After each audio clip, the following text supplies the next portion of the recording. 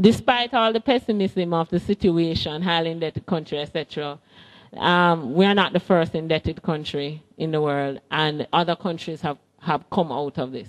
How can we do it? We decided to look at different scenarios that spoke to how can we get to, one, a balanced budget, which means we actually spend what we earn, and two, how do we get to a debt GDP ratio that is less than 80%, somewhere approaching good health. All right. So first we establish the baseline. What if we don't do anything? What if we just continue as is and let the situation continue? What would happen? No. If everything stays as is, we get to a debt GDP ratio, i.e., we start earning more than we pay out in 13 years, and we get to a balanced budget in 8 years. That is us doing nothing. Nothing meaning we don't acquire exorbitant, we don't have another 2001, basically. So can we do this sooner? Because can you imagine walking into, say, any of the commercial banks and saying, I will be solvent in 8 years, lend me money? That's an unpardonable, that's not that's a difficult situation to present and say, please invest in me. Well, it's basically the same situation as our country that we're in. How do we get to the point that we're considered viable? So we tried a number of different scenarios, particularly inspired by a lot of the election promises that we'd heard with regard to debt and employment and jobs, etc. CaPRI had done a study on that, so we were all too familiar with what those promises were. One was we won't release as many bonds. We will borrow more from abroad where the interest rate is less, etc. Currently, we have about 56% as a domestic debt. Let's move it to 40%. What would happen? Not much. While immediately in the short term, we would reap the rewards of those lowered interest rates.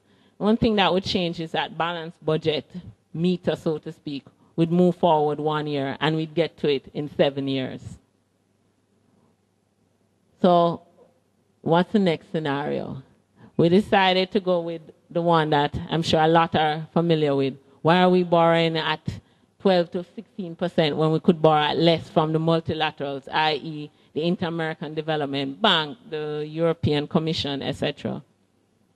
So we put that in. We literally doubled their share of our debt mix from 21% to 42%. Again, not much movement. We did get to our debt GDP ratio a lot sooner. Well, 1 year sooner. And we reached balanced budget in 7 years. But not much movement in that big picture.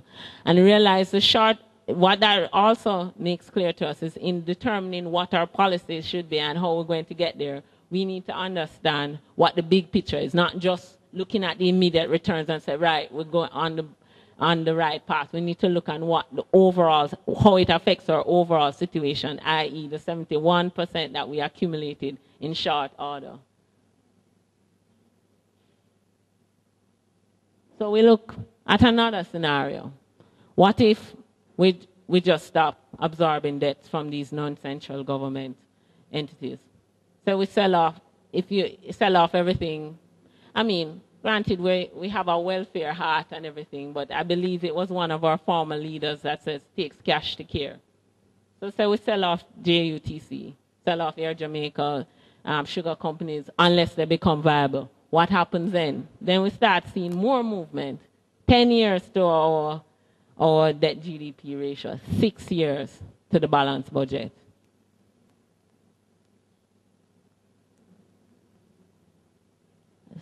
So then we say, what about tax revenue? Now, this is one that is dear to my heart, and I think dear to the philosophy of CaPRI as well. Anyone who's seen this thing will realize that CaPRI has as its underlying marker taking responsibility. And this one points to that in particular. A lot of us don't want to pay taxes. Who wants to pay taxes, right? But the fact is our decision not to pay taxes affects our country, because when there's less tax revenue, it puts us in a worse situation. And this is where we as Jamaicans have to take responsibility for our tax rate. We just modeled a very modest increase in taxes, 3% increase in tax revenue, and that had us at a balanced budget in 3 years. So in half the time, if we had done nothing. Also, we reached that GDP ratio in 9 years. Again, 4 years earlier.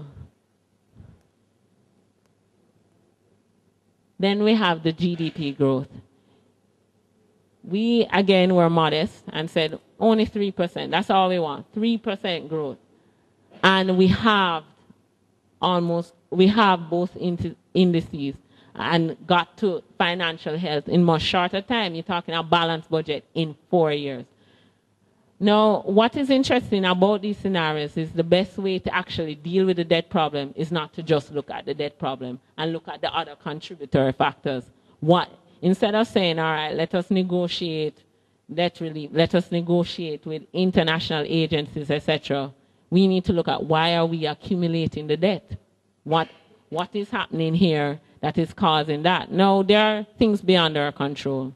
There are social crises, there are hurricanes, earthquakes, etc., and the list goes on. But there are some things that we can hold a handle on, i.e. collection of tax.